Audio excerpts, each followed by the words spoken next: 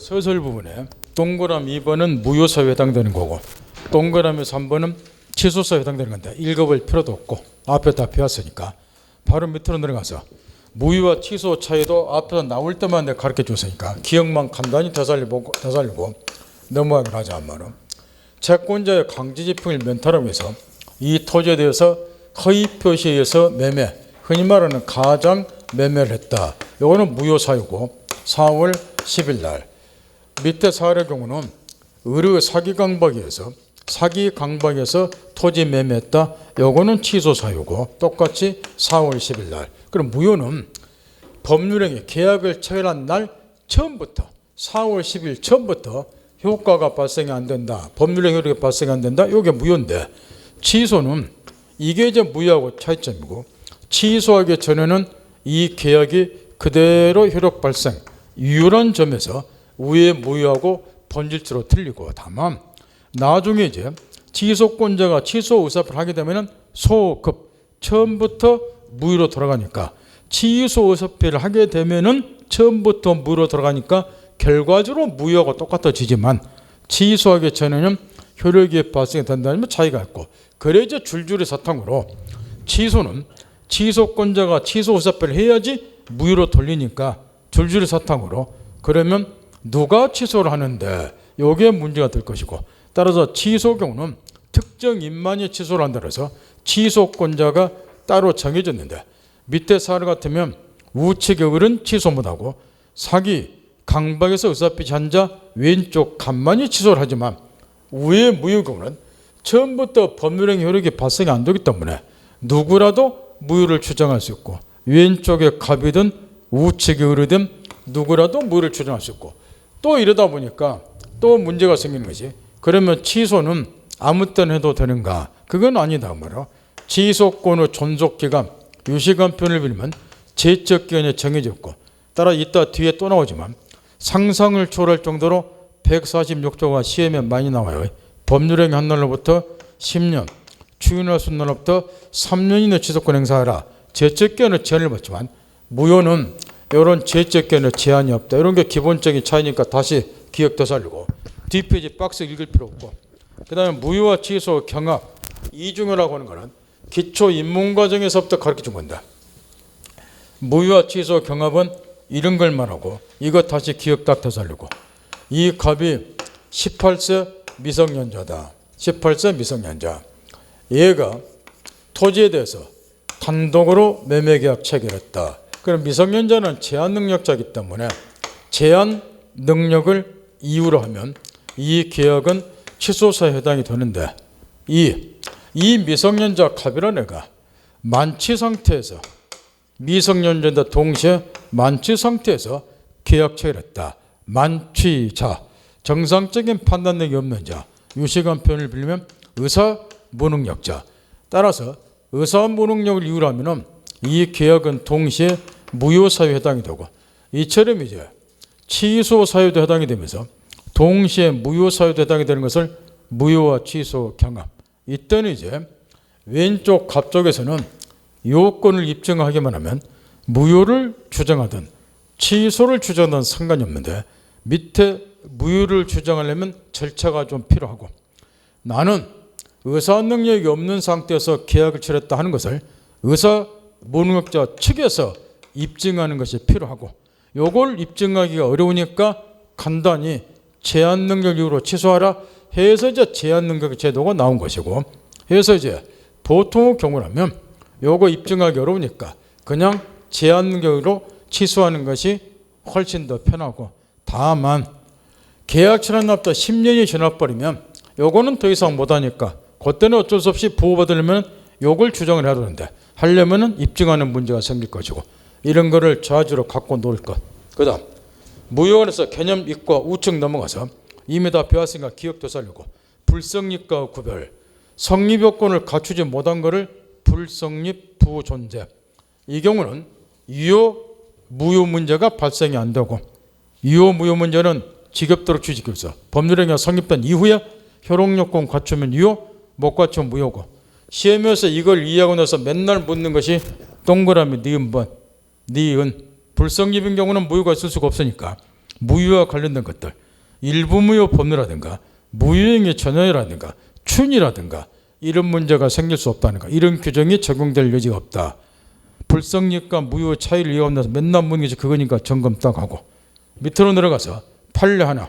무효 개념 때문에 잊어버리면 반복해서 물어보는 판례니까 다시 점검 딱 하고, 무효는 권리 의무, 바꿔 말하면 채권 채무가 발생이 안 되기 때문에 권리 침해 있을 수가 없고 채무 불이행이 있을 수가 없으니까 외관상 권리 침해가 있는 것처럼 보이더라도, 채무 불이행이 있는 것처럼 보이더라도 권리 침해나 채무 불이행 문제는 발생 안 되니까 이로 인한 손해배상 청구 모담 점검 딱 하고, 동그라미 그 밑에 2번 무효니까 이행하기 전에는 이행할 필요가 없다. 그러면 이행한 후에 어떻게 되느냐? 이행한 거 돌려주는 문제가 생긴다. 부당이득 반환의무. 시험은 가로 열고 닫고가 시험에 나오고, 예외가 있더라. 반사질서로서 무효인 경우는 746조가 적용되죠. 불법 원인 급여에 해당되니까 반환 청구 무한다. 가로 열고 닫고 반사회성 때문에 무효인 경우를 제외하고, 요 말이 시험에 나오고, 그 말이 나온다는 소리가 아니라 746조가 중요하다 그 이야기야. 그거 점검 딱 하고, 그 다음 무효 종류에서 대부분은 무효는 절대 무효니까 무효를 가지고 누구한테나 대항할 수 있다. 거꾸로 뒤에 상대적 무효, 무효를 가지고 특정인 선의 제3자에게 대항할 수 없는 경우도 있더라. 비준입 표시가 외주로 무효인 경우, 허위 표시가 무효인 경우 두 개 딱 정리하고, 당연무효 재판생은 모른다고 해서 공부한테 찍고 시험에 낼 일 없고, 전부무효 일부무효에서 137조 요 조문이자 간간이 나오니까 조문만 이해 잘할 것. 법률행위 내용 후 일부분의 무효 사유가 존재하는 것을 글자 그대로 일부 무효. 민법 137조 일부 무효에 해당이 되면 원칙 법률행위 전부를 무효로 본다. 그러나 무효분이 없더라도 뒤적거리지 말고, 나는 지금 설명은 나오는데 자꾸 책장 뒤적거리면 이 사람들이 집중 안 하고 있거나 하면 강의하기가 싫어져 보니까 갑자기 설명할 때는 설명 들으시라고. 그래야 한 개라도 알고 가니까. 다시 일부면 원칙 법률행위 전부를 무효로 한다. 그것이 무효분이 없더라도 법률행위에서 인정될 경우는 무효 부분을 제외한 나머지 부분은 유효다.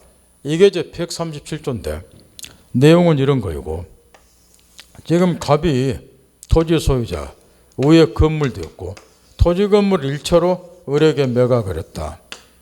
이때 4월 10일 날 계약 체결일 전에 건물만 멸실이 됐다. 4월 5일 날. 그러면 계약 체결일 전에 이미 건물에 대한 소유권이 불가능하니까 흔히 말하는 원시적 불능 무효. 따라서 저 법률행위 내용 후 일부분 건물 매매 부분에만 무효 사유가 존재한다. 이게 일부 무효. 계약 이유냐 뭐냐 이것 따지라는 거예요.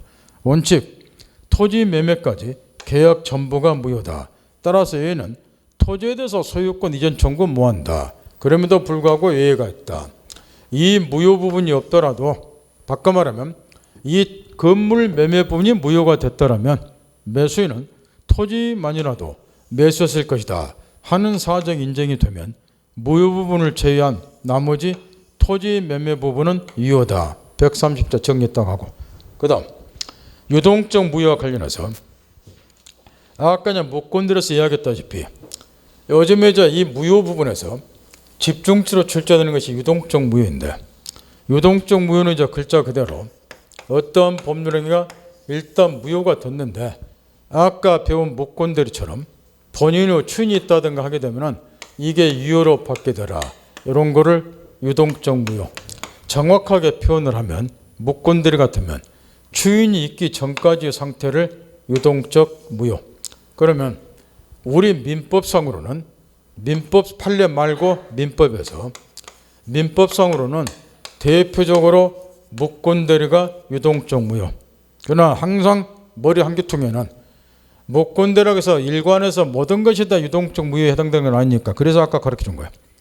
상대방 없는 단독행위 목건대리는 유동적 무효가 아니라 본인의 추인의 여지를 없애기 위해서 확정무효, 절대무효로 보니까 이걸 항상 머리 한규통은 담고 있을 것.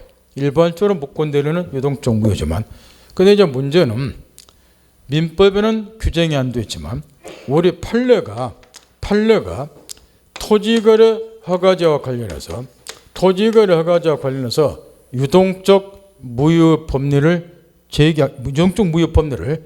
정개하고 있는데 요게 우리 시험에 10번 넘게 몇 번 출제가 다 사례 문제로도 몇 번 나오고 말로도 나오고 오지선대가 지문 한두 개도 들어가고 한 10대 번 나왔을 거란 말이에요. 그래서 이제 우리 판례가 인정하고 있는 토지거래 허가제와 관련된 유동적 무효 법률이 이제 정확히 깨우쳐야 되는데 여기에 토지거래 허가제가 법이 좀 개정이 좀 됐다는 거예요. 무슨 얘기냐면 뒷페이지 넘기세요. 거기 보면 이제 하얀 바탕에 판례 거기서부터 그냥 뒷페이지까지가 유동적 무효가 아니라 토지거래 허가제 유동적 무효 법률에 관한 판례들인데 하얀색 바탕에 거기 보면 위에 제목에 구 국토이용관리법상의 허가 없이 체결한 계획에 관한 판례 놓게 되어 있어요. 잤나요? 이게 지금 국토이용관리법이 없어진 지 10몇 년 됐고 지금은 이 법이 대체법이 돼서 여러분이 2차 과목 공법 시간에 배우는 국토 계획 및 이용에 관한 법률로 바뀌었다고 말이에요. 그래서 저 토지거래 허가제도 국토 계획 및 이용에 관한 법률에 규정이 돼 있었는데 이게 2년 전에 또 개정이 됐어요. 그래서 지금은 국토 계획 및 이용에 관한 법률에 토지거래 허가제가 규정이 되는 게 아니고 이게 인사이동을 했어. 그래서 중개사법 실무 시간에 배우는 부동산 거래 신고 등에 관한 법률에 토지거래 허가제가 옮겨왔다고 말할게. 따라서 토지거래 허가제는 지금은 국토 계획 및 이용에 관한 법률에 들어있는 것이 아니고 부동산 거래 신고 등에 관한 법률에 들어있다는 거. 법 근거가.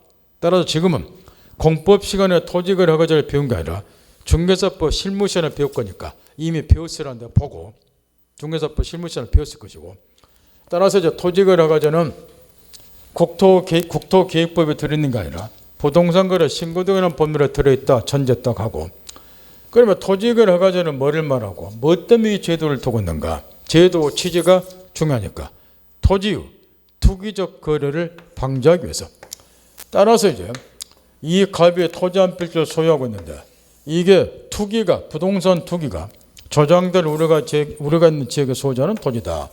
이런 토지를 거래를 할 때는 토지의 투기적 거래를 방지하기 위해서 시장군수구청장의 허가를 받고서 거래하도록 되어 있다.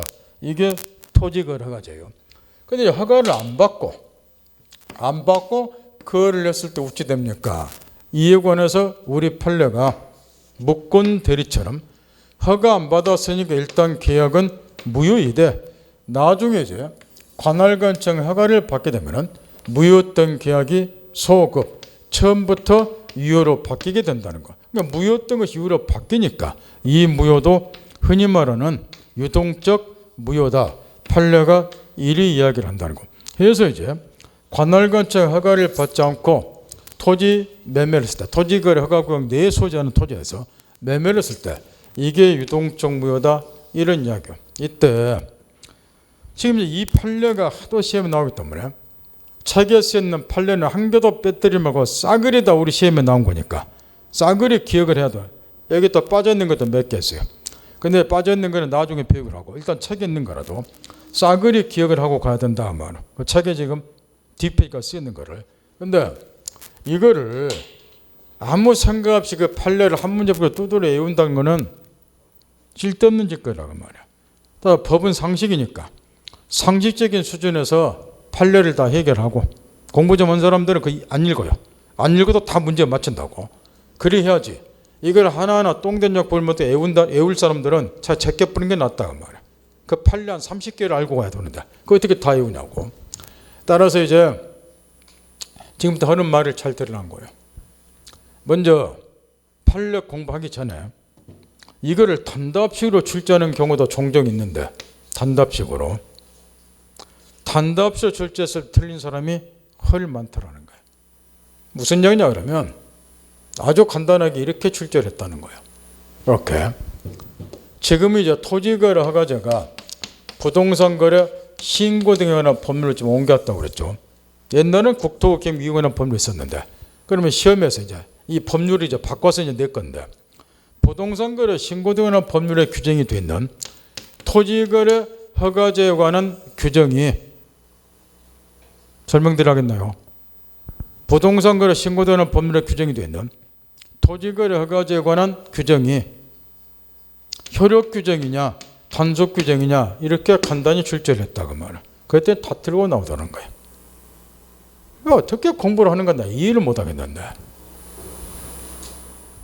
부동산거래 신고 등에 관한 법률 옛날 같으면 국토기획위원회에 관한 법률 이렇게 시험에 나왔지만 이제 근거 법률로 바뀌었으니까 부동산거래 신고 등에 관한 법률에 규정이 되어 있는 토지거래 허가제에 관한 규정이 효력 규정이냐 단속 규정이냐 여러분이 좋아하는 단답지라고 이건 내 때는 다 들고 나와.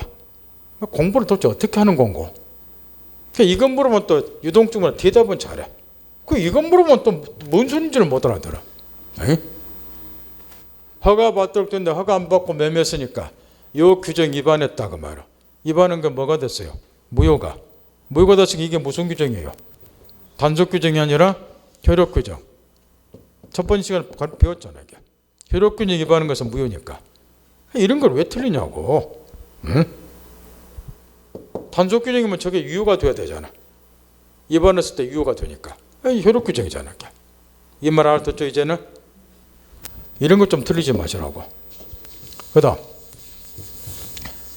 이게 이제 무효니까 먼저 유동적이란 말 일단 버려놓고 여기다 초점 맞추라고. 그러면 권리 채권 채무가 발생이 안 된다 이 이야기 이렇게.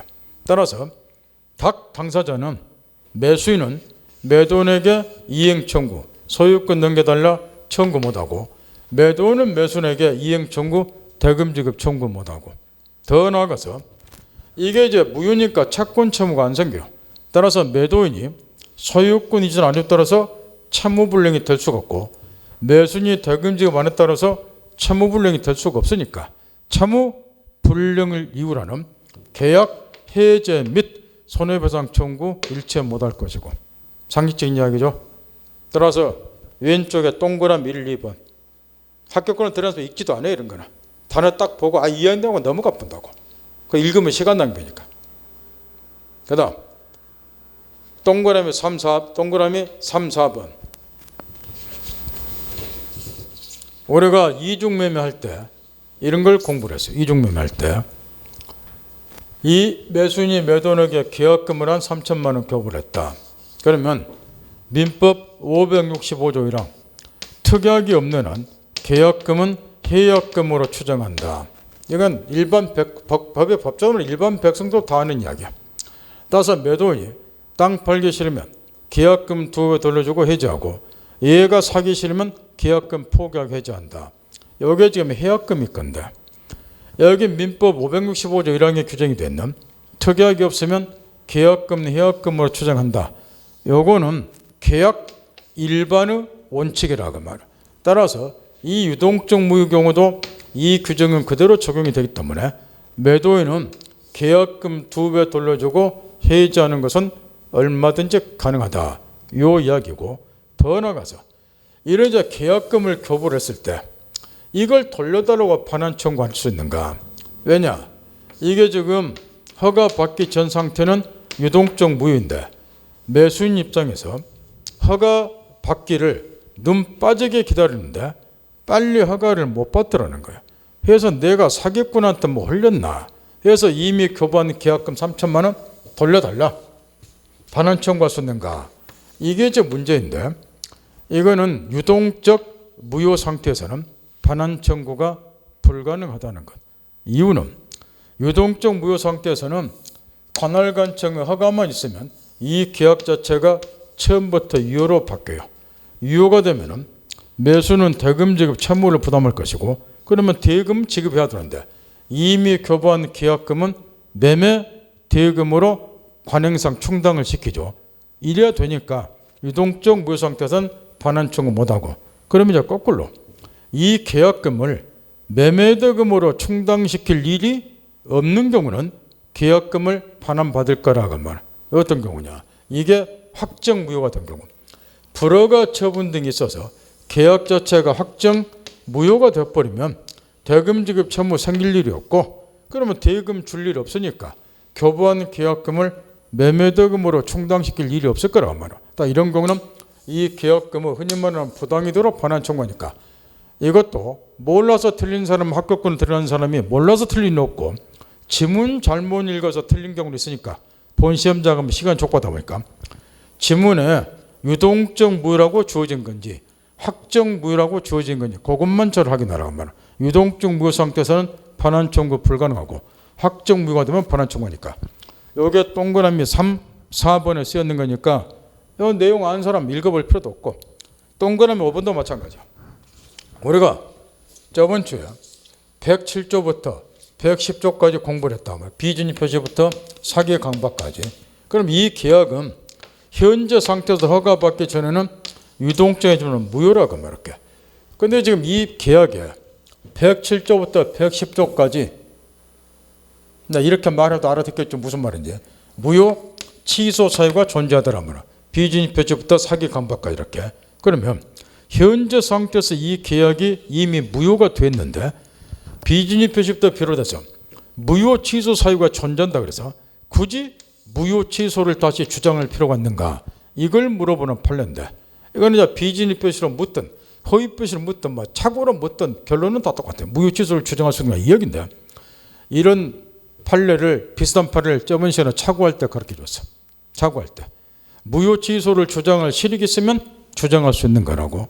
이미 무효가 돼 있지만 무효 취소를 주장해서 뭔가 실익이 있더라, 그럼 무효 취소를 주장할 수 있는데, 첫째, 매수인 같으면 돈 문제가 걸려있고, 방금 가르쳐준 것처럼 이게 유동적 무효 상태에서는 계약금을 돌려달라고 반환 청구를 못하는데, 이 경우에 무효 취소가 존재했을 때 얘가 무효 취소를 주장해서 이걸 확정 무효로 만들 수 있다고 말해요. 확정 무효로 만들어버리면 이 계약금을 부당이도록 반환받을 수 있다는 실익이 있고, 또 하나는 바로 뒤에 나오지만 이게 언제나 유동적 무효가 아니라 관할관청에 허가받을 것을 전자구석 계약처럼 경우만 유동적 무효로 봐요.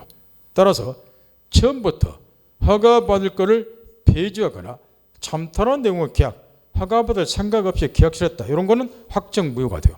따라서 허가받을 것을 전자구석 계약처럼 유동적 무효이기 때문에 얘네들은 이 계약이 무효임에도 불구하고 관할관청의 허가를 받을 수 있도록 상호 협력할 협력 의무는 있다고 본다고 말이야. 무효임에도 불구하고 이런 의무는 인정이 되었게, 허가받을 것 전제하고서 계약체라는 경우를 유동적 물어보기 때문에. 그러면 만약에 비준위 표시부터 차구상박제 무효 취소 사유가 존재해서 무효 취소를 주장을 해서 이걸 확정 무효로 만들어버리면 이 협력 의무도 면할 수 있다는 실익이 있으니까 107조부터 110조까지 무효 취소 사유 무효 취소 사유가 존재하면 계약 현재 무효임에도 불구하고 다시 무효 취소를 주장해서 확정 무효로 만들 수 있는 얘기니까, 저번에 차고할 때도 비슷한 판례를 가르쳐줬어요. 이런 식으로 사고하면 된다고. 이해한 사람 읽어볼 필요도 없고, 동그라미 6번도 물권법 공부한 사람 읽어볼 필요도 없고, 중간생략 등기와 관련해서 일반적으로 중간생략 등기로는 3자 합의가 있으면 중간생략 등기는 유효라고 말이요. 근데 예외가 있다는 거야.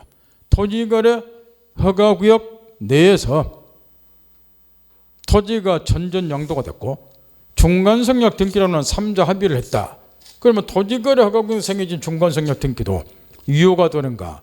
그 판례인데 이 경우는 유효가 아니라 무효가 되더라, 그 이야기고. 따라서 중간생략 등기 물권법 공부한 사람은 동그라미 6번 읽어볼 필요도 없고, 그 다음에 협력의무와 관련해서도 여기 좀 아까 말한 것처럼 허가받을 걸 전자구석 계약처럼 경우만 유동적 무효로 보기 때문에 당사자는 관할관청 허가를 받을 수 있도록 상호 협력할 협력 의무가 있다. 이에 관한 것들 몇 개 물어보니까 읽어볼 필요도 없어. 입문과정, 그것도 기초 입문과정에서 가르쳐줬어. 의무 개념을. 이거 그대로 묻는 거야. 이것도 의무기 때문에 일방 당사자가 협력 의무 이행 안 했다. 그러면 상대방 당사자는 협력 의무 이행 안 하고 소 제기할 수 있는가? 의무자가 의무 이행 안 하면 이게 법적인 구속이니까 상대방 당사자는 국가의 공권력, 재판제도, 소를 제기해서 의무를 강제로 이행시킬 수 있고 더 나아가서 손해배상 청구할 수 있다. 의무 개념 기초 민고제 가르쳐줬어. 그거 그대로 적용이 돼.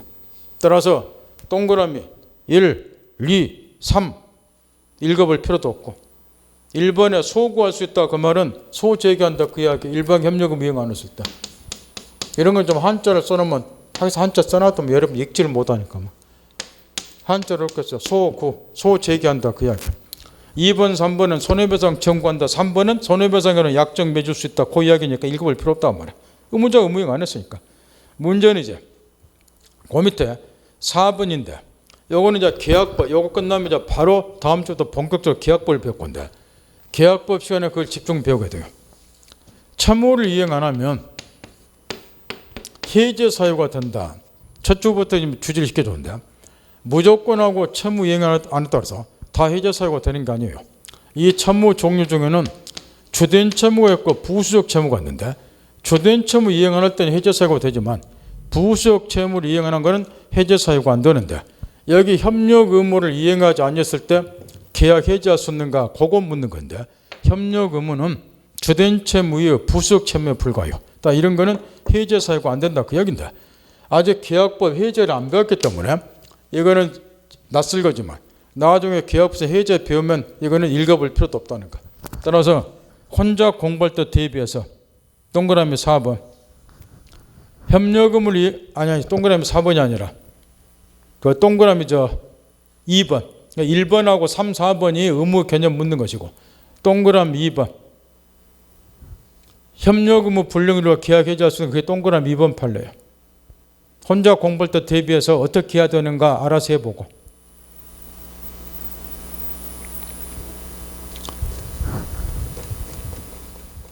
그 옆에다가 부수적 채무 불이행 해제 사유 아니다 메모하라 그 이야기에 지금 혼자 공부할 때 대비해서 그래야 혼자 공부할 때는 이게 계약법에서 부수적 채무를 이행하지 않은 거니까 해제 사유가 안 되거나 빨리 알아듣 거 아니야 그 말이야. 그 다음 동그라미 5번도 계약법 들어가자마자 배우고 그냥 동시행 항변권에 관한 판례예요. 따라서 동그라미 2번하고 동그라미 5번은 계약법 들어가자마자 배우니까 동그라미 2번은 부수적 채무 불량은 해제 사유가 아니다. 동그라미 5번은 동시행 항변권에 관한 판례인데 뒤에 계약법을 다 배우니까 메모 딱 하고 혼자 공부할 때 대비해서 그래야지 계약법을 딱 떠올려서 이게 계약법에 나오지 금방 알아챈단 말이야. 그 다음 확정 유효가 되는 경우 이거는 이제 아까 계속 앞에서 나왔다시피 관할관청 허가를 받았다. 그럼 이 계약 자체가 소급 처음부터 유효로 바뀌게 돼요. 따라서 허가 받은 다음에 당사자는 다시 별도 계약 체결할 필요가 없고 이게 유효로 바뀌니까 그 다음에 또 한 가지 이게 허가구역 이게 토지거래 허가구역으로 딱 지정이 됐었는데 이게 지정 해제가 됐어요. 투기가 더 이상 일어날 일 없다. 그래서 지정 해제가 됐다. 또는 기간이 만료가 됐는데 재지정이 이루어지지 아니했다 그러면 이렇게. 그러면 이럴 때는 어떻게 되는가? 이 무효였던 계약이 바로 유효로 확정이 된다는 것. 바꿔 말하면 관할관청 허가 다시 받을 필요조차도 없이 유효로 확정이 되고 유효로 확정이 되니까 어떻게 되냐고 또 이렇게 물어보는데 여기 책선에는 딱 여기까지만 토막을 지어놨는데 유효로 확정된다고. 유효로 확정이 되니까 당사자는 즉시 상대방에게 이행 청구할 수 있다는 것. 소유권 넘겨주라 대금 지급하라 즉시 이행 청구할 수 있다는 것. 거꾸로 확정 무효가 되는 것도 있는데 이것도 시험에서 집중 출제를 한다는 것. 이유는 원래 허가 받기 전 상태에서는 이게 유동적 무효인데 이게 확정 무효가 되는 경우도 있다 보니까 당연히 시험에 엄청 출제를 할 수밖에 없고 일반적으로 유동적 무효인데 어떨 때 그러면 확정 무효가 됩니까? 첫 번째 아까 앞에 나온 거예요. 허가받을 거를 폐지하거나 잠탈하는 내용의 계약인 경우 전부 다 허가받을 생각이 없기 때문에 확정 무효다 그 이야기고 두 번째 불허가 처분이 확정이 된 경우 확정 무효다 이야기고 특히 요 주의를 해야 될 것 일방 말고 양쪽 모두 쌍방이 제일 밑에 줄 일방 말고 지문에서 확인 잘하라고 당사자 쌍방이 한쪽 놈 말고 한쪽 놈이 협력 의무 이행 안 하면 아까 앞에 나온 것처럼 상대방은 소재기에서 협력 의무 강제로 이행시킬 수가 있어요. 양쪽 모두가 쌍방이 그 이야기야. 허가 신청 협력 의무 이행 거절 의사를 명백히 뒷페이지 표시한 경우 한쪽 말고 양쪽 두 놈이. 그러면 허가받을 생각이 두 놈 다 없다는 거야. 그러면 이 단계에서 확정 무효로 돌아간다. 그 이야기 더 이상 기다릴 필요 없으니까. 그 다음 동그라미 3번에 정기조건부 개헌 경우 해제 조건 정기 조건 모르면 민법 공부 뭐 한다고 누누이 가르쳐줬어요. 그래서 또 여기서 또 이걸 정기 조건이 뭐라고 또 하면 또 시간 10분 날아가니까 요거 끝나면 바로 뒤에서 조건 배우니까 그때 정기 조건 할 때 요 판례는 같이 살펴보라고 시간을 절감하기 위해서. 그 다음에 마지막으로 거기 마지막 판례는 종래 시험에서 거의 출제가 안 되다가 이 판례가 나온 지가 90년대니까 꽤 됐어요. 출제가 전혀 안 되다가 최근에 갑자기 이 판례가 시험이 지금 나왔는데 나오는 이유는 그 위에 지적해 준 그 판례들이 노상지금 반복 출제가 된 거예요. 이 판례들이 한 10몇 번 나왔기 때문에 옛날 책에 쓰였는 판례들은 다 중복해서 반복해서 출제가 됐다는 거예요. 지금 책에 빠진 판례도 몇 개가 있고 그건 나중에 배우기로 하고 해서 이제 낼 거 없으니까 이제 마지막 판례는 시험에 냈다는 소리인데 내용은 이런 거이고 지금 이게 이제 확정 무효가 됐다고 이렇게. 근데 확정 무효로 만들며 있어서 귀책 사유가 있는 자 그런 애들도 무효를 다시 주장할 수 있는가 그 이야기인데 원래 무효는 누구라도 주장할 수 있는 거예요. 무효는 누구나 주장할 수 있는 거잖아요. 따라서 귀책 사유가 확정 무효를 만들며 있어서 귀책 사유가 있는 애도 당연히 무효를 주장할 수 있고 특히 귀책 사유에 따라서 무효를 주장을 못하게 되면 이 강행법규 지금 위반 효력규정 위반이니까 이걸 무효로 만드는 건데 그 효력규정을 두게 된 법의 취지에 반하게 돼요. 따라서 당연히 무효를 주장할 수 있고 다만 책에는 빠져있지만 갑이라는 사람에게 이제 귀책 사유가 있다. 무효를 만듦에 있어서 그래도 얘도 무효를 주장할 수 있는 거예요. 이렇게. 다만 귀책 사유가 있기 때문에 상대방에 대해서 별도로 손해배상 책임을 부담하는 것은 부담할 일은 있겠지만 이거하고는 관계없이 무효를 주장하는 것은 상관이 없다고 말이에요. 그 다음 거기 이제 무효행위 전환과 관련해서도 옛날부터 이런 이야기를 해줬어요.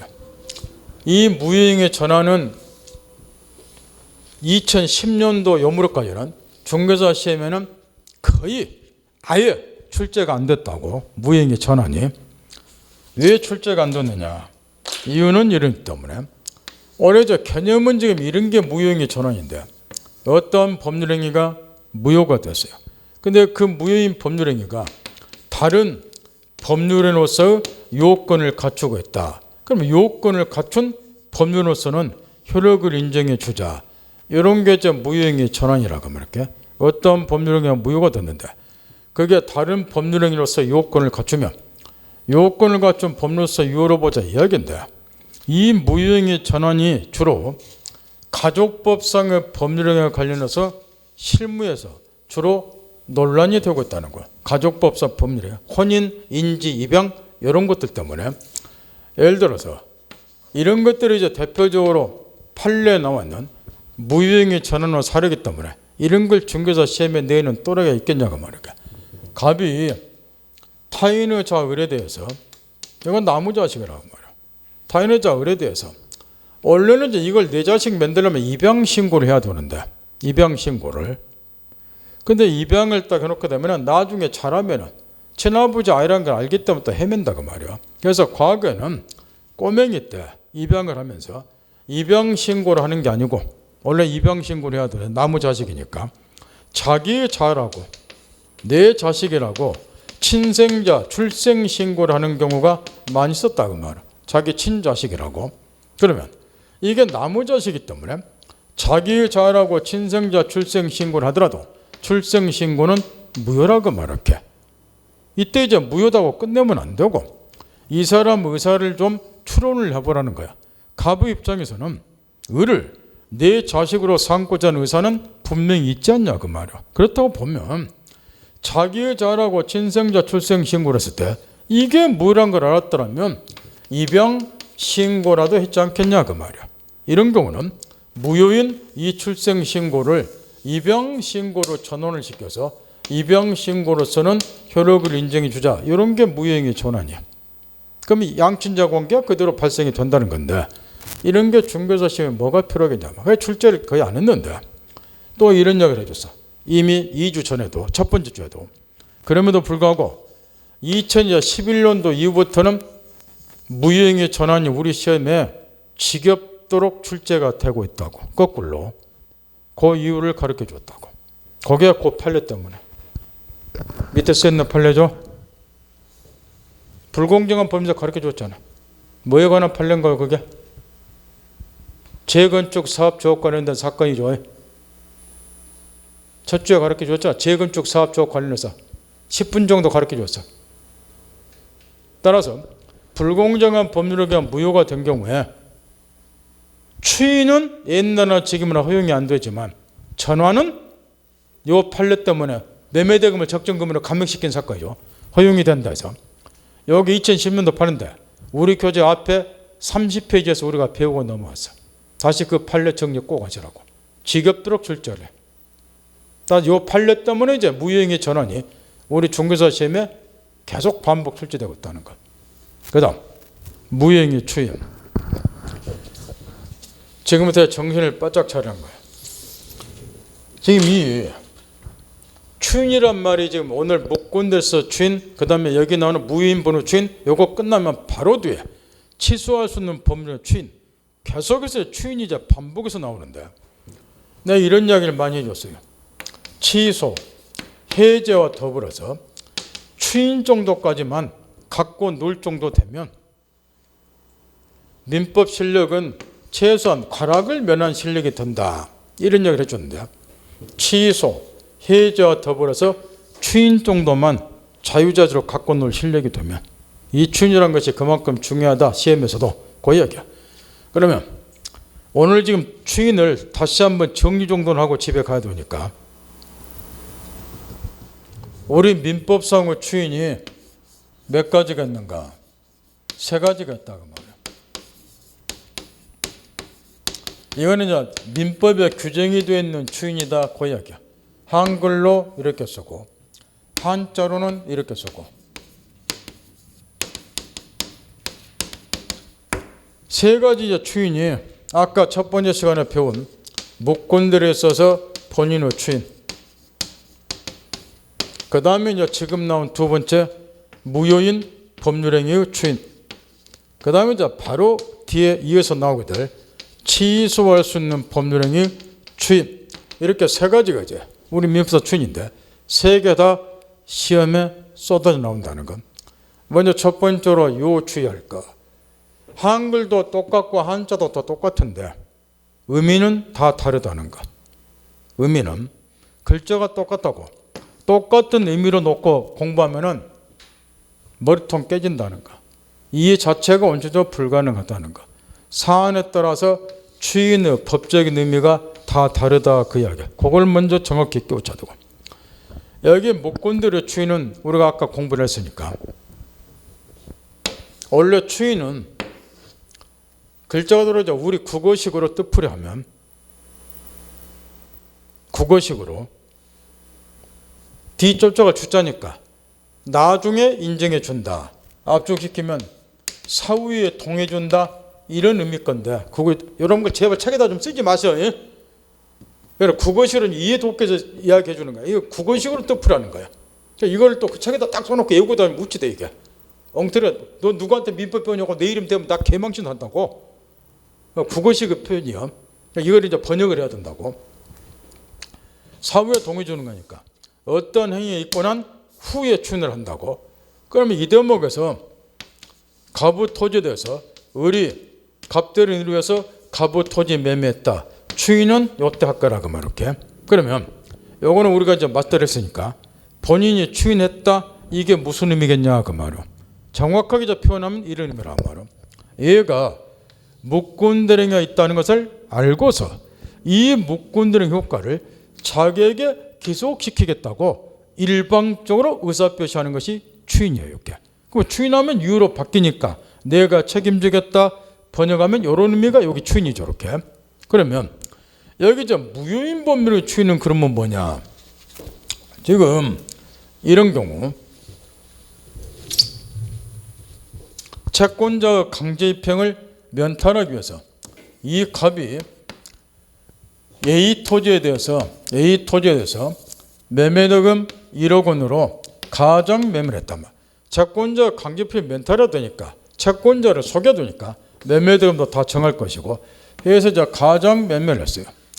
요게 이제 2015년 1월 10일 날 했다. 그럼 이거는 이제 108조 1항에 의해서 가장 매매는 무효고 따라 등기가 의뢰에게 넘었다 하더라도 얘는 소유자가 아니고 우리가 이런 걸 배웠다 그 말이렇게.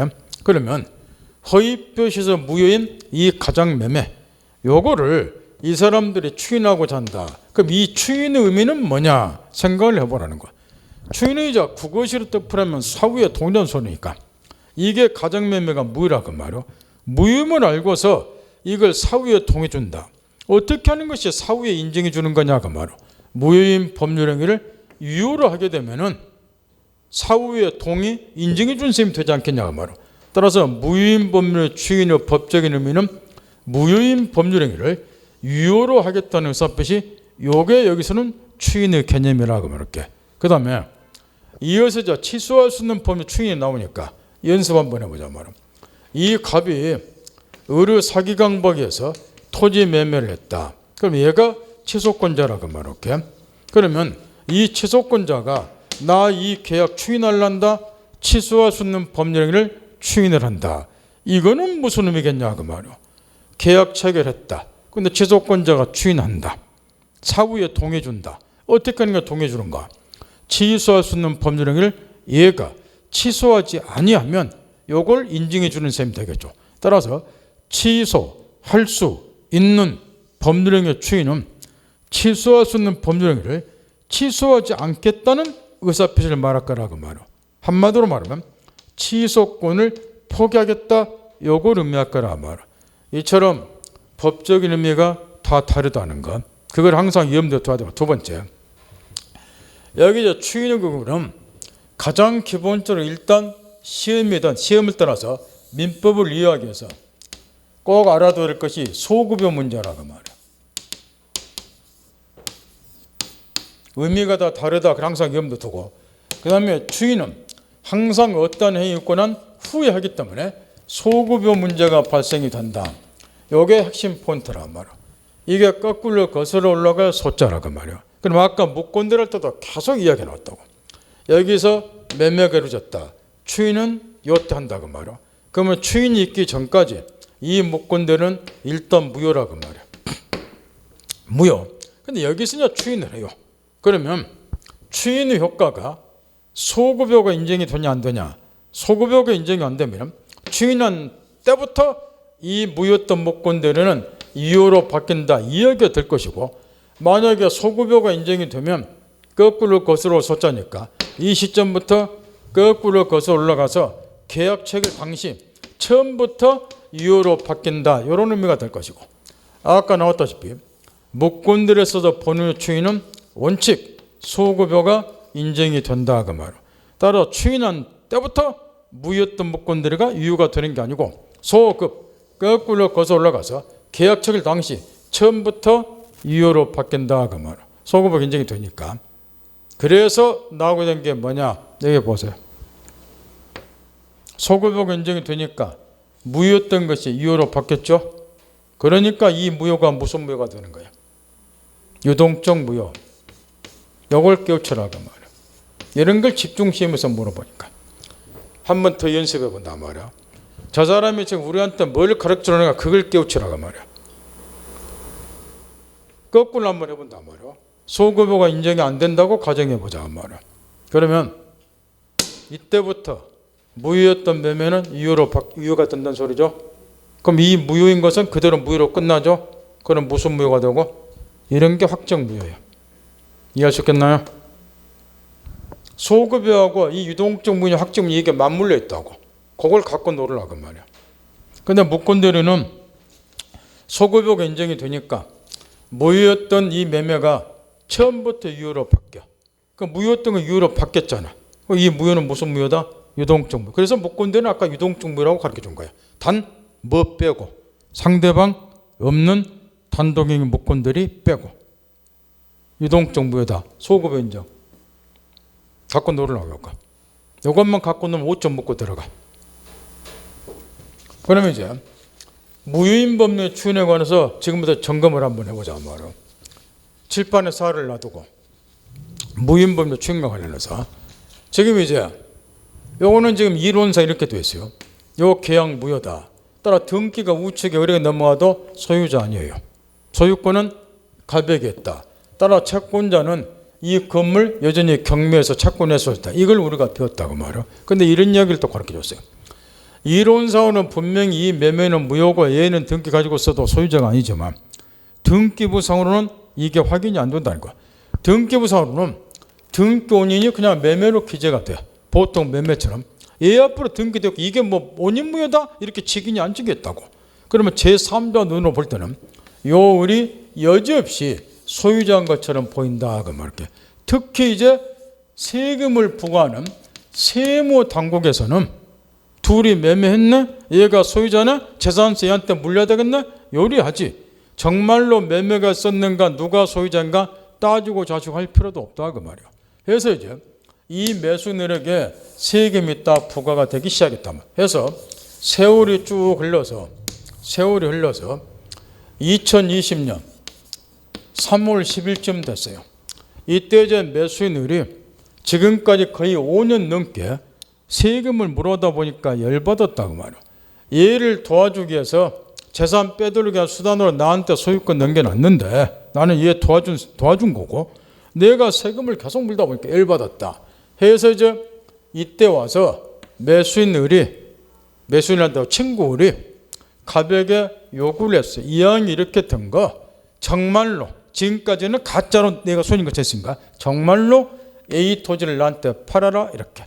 값도 미안하니까 그래 그렇게 하자. 의기투합을 했어요. 그러면 원래대로라면 지금부터 5년 전에 체결한 이 매매는 무효이기 때문에 다시 얘네들이 처음부터 매매하고 이렇게 해야 되는데 이게 바보들의 행진이라고 말이야. 다시 처음부터 매매하면 등기 비용을 포함해서 돈만 왕창 들어가. 바보들 행진이고. 또 내가 잘 쓰는 말. 입도 또 어디다 쓰냐고 말이야. 밥만 먹는 입이 아닌데. 이럴 때 간단히 이렇게 해결하라고 말이야. 우리 다시 매매할 것 없이 5년 전에 체결한 이 매매, 무효인 매매를 차라리 유효로 하자. 요리한다 말이야. 이런 거를 무효인 법률 추인 거를 이렇게. 그래서 요 대목에서 추인을 딱 한다고 말할게. 그러면 방금 가르쳐 줬어요. 추인은 첫 번째 핵심이 소급의 문제라고. 그러면 추인을 요때 했을 때 무효인 법률의 추인의 경우에도 소급여가 인정이 되는가. 따라서 거꾸로 거슬러 올라가서 2010년 1월 10일 계약 체결 당시부터 이 계약이 유효등으로 바뀌는가. 아니면은 소급여가 인정이 안 되는가. 요 무효인 거는 무효로 그대로 끝내고 추인해 본들 요 무효된 것이 유효로 바뀔 일이 없고 추인한 때부터 유효가 되는가. 요게 문제인데 하도 시험에서 물어봐. 우리 법 139조에 이렇게 규정이 되어 있어요. 무효인 법률을 추인하더라도 무효인 법률행위가 처음부터 유효로 바뀔 일은 없다 그 말이야. 대신 무효임을 알고서 추인하면은 추인한 때부터 새로운 법률행위를 한 것으로 본다. 요리도 했어요. 따라서 원칙 소급여가 인정이 안 된다 그 이야기야. 요게 시험에 그렇게 출제가 돼. 따라서 여기서 다시 한번 연습해 보자 말이야. 지금 이 대목에서 두 사람이 허위표서 매매, 가장 매매를 했고 추인은 물론 요때 할까라고 말이야. 그러면 추인이 있을 때까지도 이 계약은 분명히 무효인데 이 경우 핵심은 위에 목권들의 추인과 반대로 소급여가 인정이 안 된다 그 말이거나. 따라서 무효인 거는 그대로 무효로 끝나고 소급여가 인정이 되면 거꾸로 거슬러 올라가서 이것도 위에 것처럼 처음부터 유효로 바뀌겠지만 그럴 일은 없고 추인한 때부터 새로운 매매가 체결된 걸로 본다 그 말이야. 따라 소급여가 인정이 안 된다 그 말이야. 그 말은 결국 이 무효는 무슨 무효다.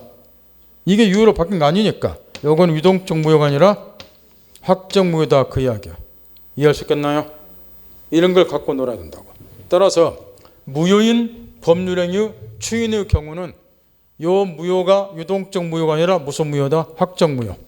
따라서 무효인 법률행위 추인은 유동적 무효가 아니라 확정 무효를 전제로 하는 거예요.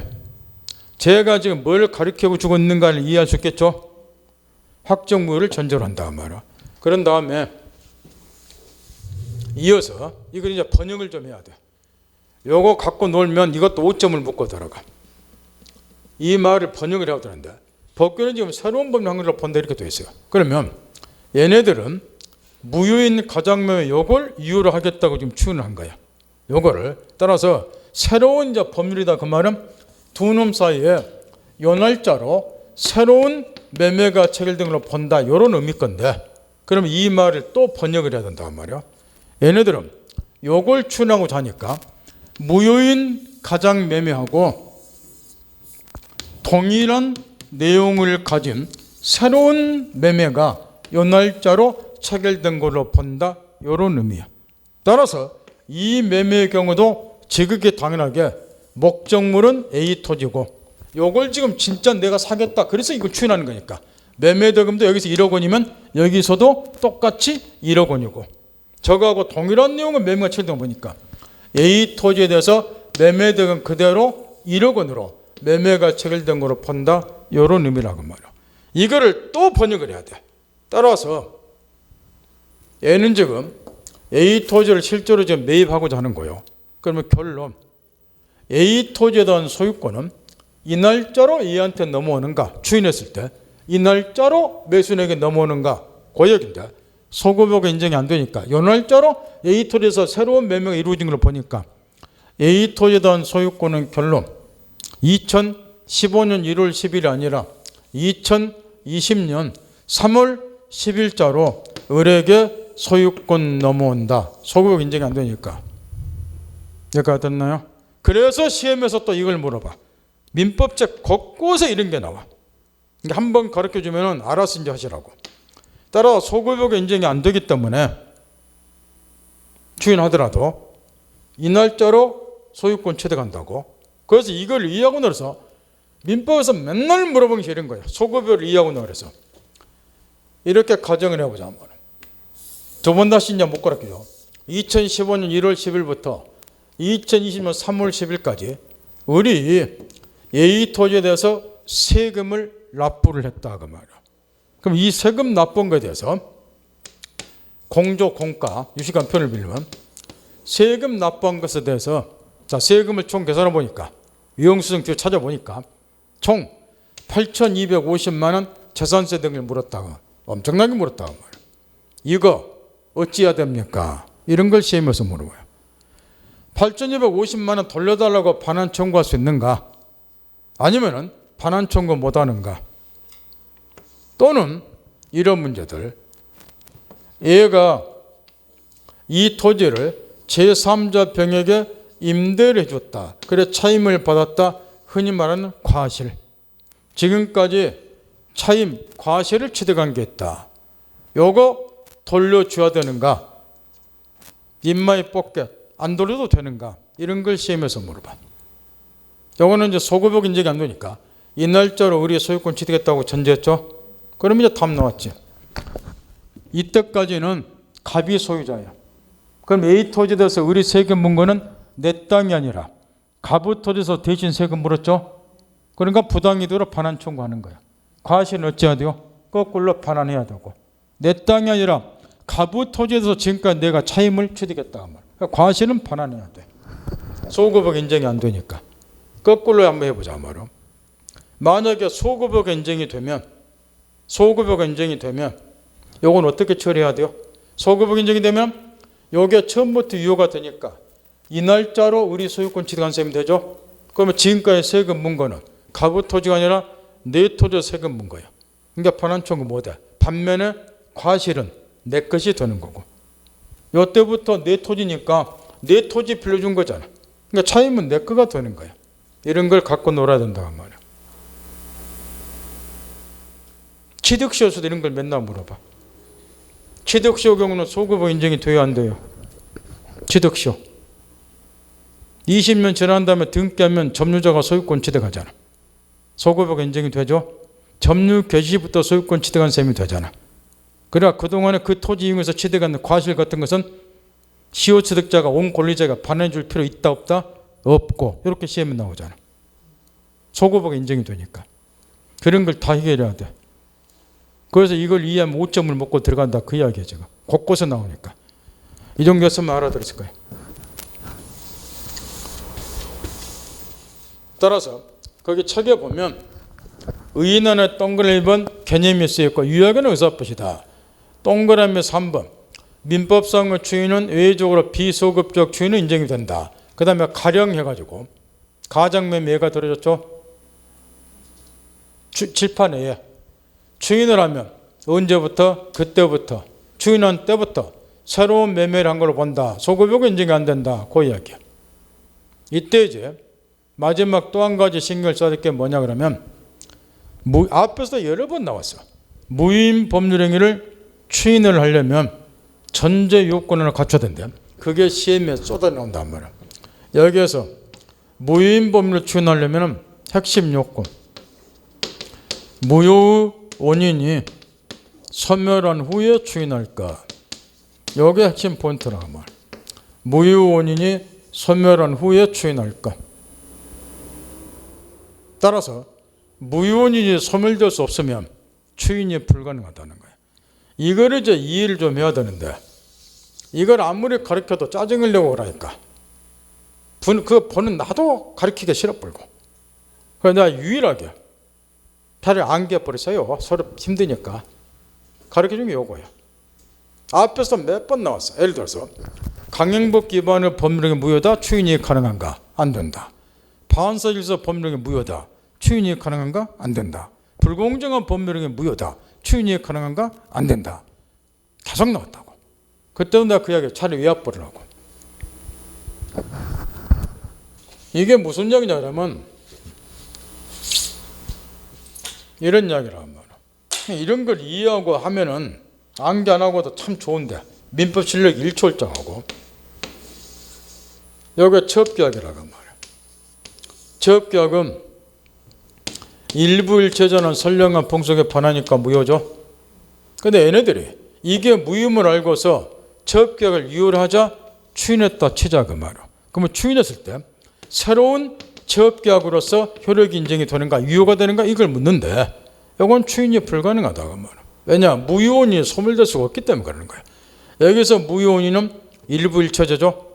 여기가 무효원이 소멸되려면 일부 다체제로 바뀌어야 돼. 그럼 이 처업계약은 일부 다체제 위반된 건 아니니까 새로운 처업계약으로서 효력 인정이 되는 거야. 이런 걸 이해를 하면 참 좋다고 말이야. 무효원이 소멸될 수가 없잖아. 옛날이나 지금이나 일부 일체제가 선량한 폭소니까 추인을 백날 해봐야 계속 일부 일체제 반하니까 계속 무효다 그 이야기야. 이런 말 알아듣겠나요? 오원시적 불능의 법률행위.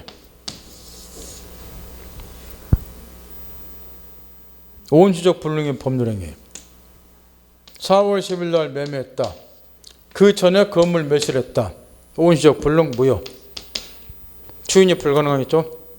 이거 추인이 허용되려면 무효인이 소멸이 돼야 돼. 여기서는 왜 무효가 되는 거야? 이행할 수 없으니까. 그 무효인이 소멸되려면 이행 불가능이 이행 가능으로 바뀌어야지. 없어진 건물이 살아날 일 없잖아. 그러니까 무효인이 소멸될 수 없는 거야. 그러니까 추인이 불가능하다 그 이야기야. 강행법 기반의 법률행위 무효죠. 그거 추인하려면 무효원인이 없어야 돼. 거기서 무효원인은 뭐예요? 강행법규. 이게 무효원인이야. 그럼 이 강행법규가 뭐가 돼야 돼? 폐지가 돼야 돼. 그래야 무효원인이 소멸되니까 추인이 가능할 건데 당의 강행법규가 존속하는 한도에서는 추인이 불가능하지 이게. 그죠? 그런 걸 깨우치면 실력 일초월장하는데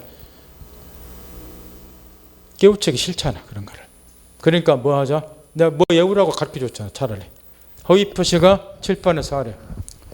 이것도 지금 얘 책도 마찬가지고 여기 지금 가장매매에 들어준 이유가 있어. 요거는 무효인이 소멸되니까 추인이 가능하다고. 그러면 이게 나오면 그 다음에 또 뭐가 따라붙고? 사촌이 하나 있잖아. 허위표시 사촌, 비준위 표시. 그 두 개가 번갈아서 물어봐. 추인이 가능한 걸로.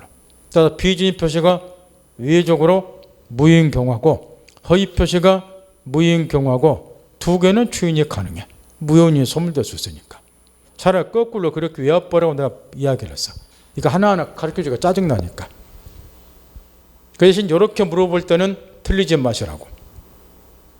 강행법규 위반한 법률가 무효인 경우는 당해 강행법규가 폐지되지 아니하는 한 추인이 불가능하다. 이렇게 지문에 나왔을 때는 제발 좀 맞히시라고. 그 정도는 맞힐 수 있겠죠?